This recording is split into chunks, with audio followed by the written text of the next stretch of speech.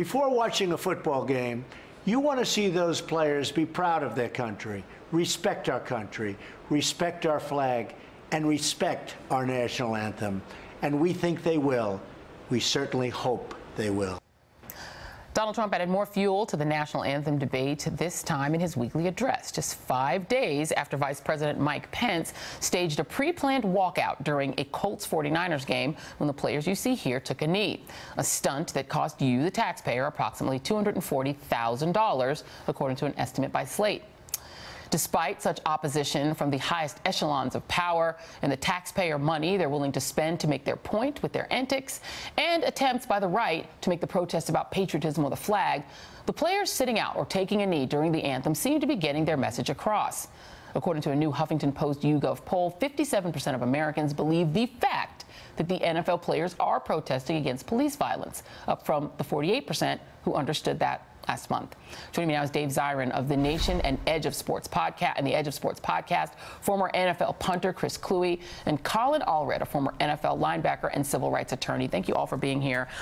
Dave, it's been too long. You know, one of the things about this spectacle of the President of the United States lecturing individual Americans is there's also this threat that he seems to be implying that, you know what, I can take the tax, I can recommend your tax exemptions get taken away, NFL. You will order these players to stand. Right. Do you see, you know, just in your journalism looking at this, do you see the NFL passing some sort of a law, a rule, you know, putting it in the rule book that players must stand through the anthem specifically to appease Donald Trump?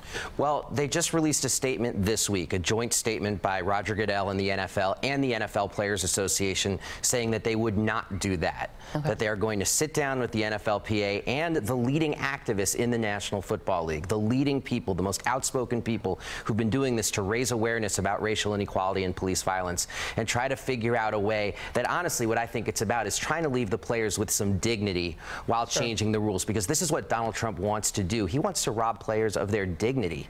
And that's what this has turned into, particularly on a team like the Dallas Cowboys, where there were no players on the Cowboys who were taking a knee.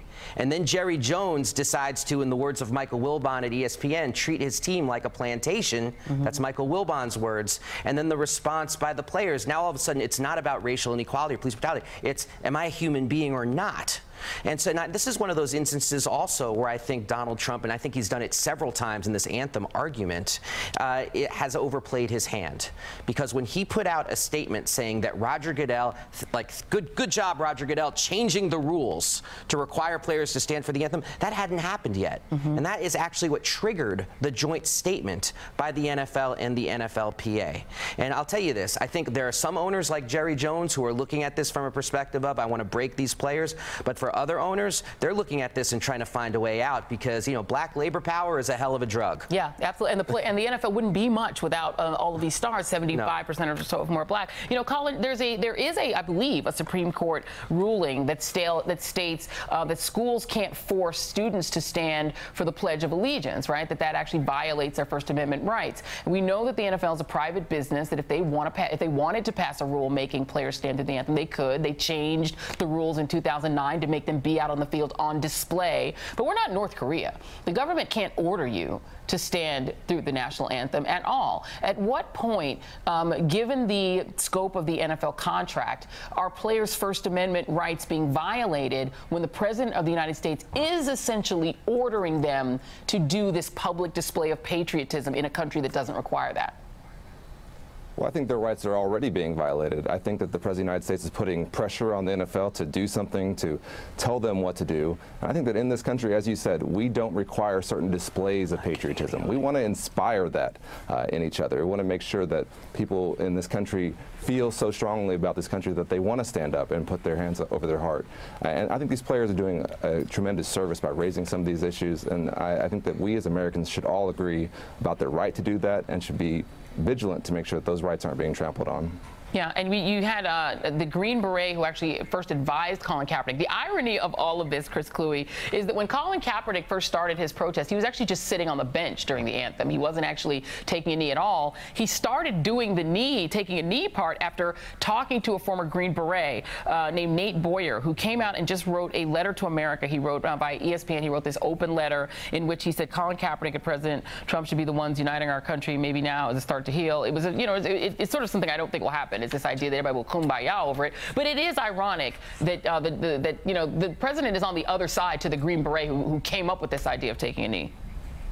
Yeah, and I think it's something that just goes to show how divisive this president is, when the fact is one side of our country is currently engulfed in flames, another side of our country is underwater, and all our president can talk about is a children's game and whether or not these players are offending him by taking a knee, which is something that as an American citizen you are allowed to do. You are allowed to protest your government peacefully. And so the fact that he continues making this an issue when there are far greater issues to deal with really just demonstrates how unfit he is to hold the office of president. I mean, if we had been talking about this with Barack Obama or George W. Bush or Bill Clinton, people would rightfully think that we were insane as a nation. No nation would ever have to put up with something like this and consider itself a first world nation, but yet here we are. And so I think it's very important that the players continue speaking out on this, that they continue protesting for, fair treatment, for an end to discrimination and police brutality, and that we as American citizens follow their lead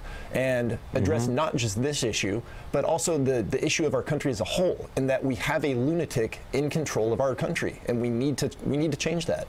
And lost in all of this, of course, is the point of the protest, which is that is black people being killed by police with impunity. Yeah, and that those numbers are actually up in 2017 relative to 2016. Not that we would know that based on anything that's in the news, but that's what makes that poll that you showed at the start of the segment so important. Like, how is it, given all of the distractions, all of the Pence stunts, all of the Trump bombast, how is it, despite all of that, more people now know what these protests are about? We have to understand that that is a tribute to players like Malcolm Jenkins, like Michael Bennett, the players who have been relentless when they've been interviewed about this to redirect it. Like, I'm speaking to these players, and for them, that's the only thing that's on their mind is the original message. They don't want to get into back and forths with Donald Trump, partly because when they do, it usually results in death threats. Every time Trump speaks about them, I'm telling you this, these players get death threats on themselves and their family, and he takes no accountability for that whatsoever, which is incredibly maddening and, by the way, sociopathic.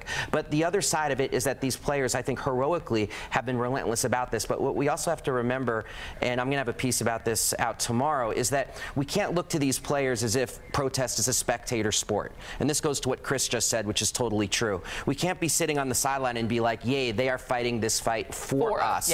That's not how it's going to work. And if we're expecting them to lead it or even create or even be a new civil rights movement, I think we are going to be disappointed. And Colin, I mean, very quickly, do you see that outside intervention from the civil rights community coming in and sort of working with these players? I do. And I think some of these players have had help with their messaging, and you've seen that they've stayed on message when they've talked about why they're doing what they're doing. And I think that they've raised awareness around this issue tremendously, and you're right. The rest of us now have to get involved and do the hard work on the ground of carrying out some of the reforms that need to be made. And I know, I'll also say that just in general here in this area where I am, I know that people are just dying for unity, and they're looking for someone to give us a chance to come together. This president continues to divide us, and I think that people are really tired of that. Yeah, there's not much they can do about it until 2020 unless Congress changes their mind about the way they're behaving. Dave Zirin, Chris Kluwe, Colin Allred, thank you, gentlemen, for being here. Appreciate you guys. And coming up at the top of the hour, the congressman leading the effort to impeach Donald Trump. And a reminder that Casey Hunt's new show, KCDC, premieres tonight at 7 p.m. Eastern on MSNBC. Do not miss it. And up next on AM Joy, a little comic relief. You need it.